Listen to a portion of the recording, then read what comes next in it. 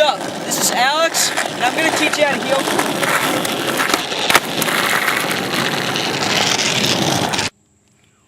When you're doing a heel flip, you want to put your back foot in your standard ollie position, like any other trick you would use to pop, and you want to put your front foot mostly on the board with about like maybe 1.5 inches to maybe, if your feet are big, 2 inches off the board, like this. This is how I do them. And what you want to do is you want to pop like a regular ollie and slide up, but instead of doing just sliding straight up, you want to slide it up to this little pocket and flick out right here. And when you flick out right there, that causes it to spin like this. And you just see it rotate. And when you see the grip tape, catch it, land bolts, and ride away.